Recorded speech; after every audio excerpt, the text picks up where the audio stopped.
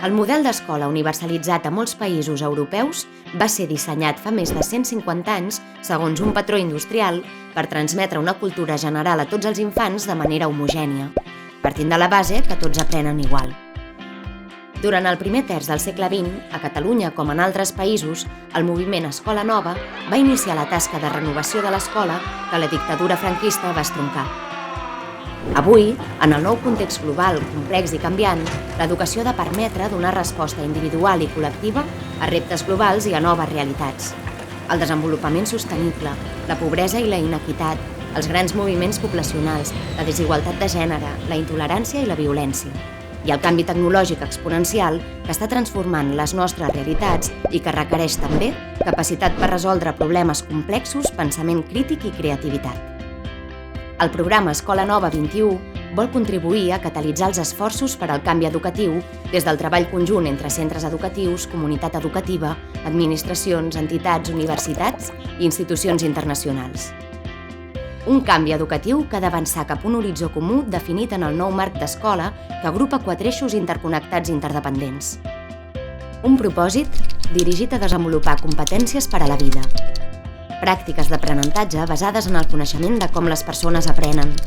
Avaluació competencial i global amb mecanismes formatius que contribueixen a l'aprenentatge. I organització autònoma i oberta, capaç de l'autoreflexió i d'actualitzar-se. El propòsit educatiu ha d'estar enfocat a desenvolupar competències per a la vida integrant els 4 pilars d'aprenentatge: aprendre a conèixer, aprendre a fer, aprendre a conviure i aprendre a ser. Aquestes competències han de millorar les expectatives vitals dels infants en dignitat, capacitat i benestar i reverteixen també en ciutadanes i ciutadans lliures i responsables, capaços de donar resposta als reptes globals i de transformar la societat.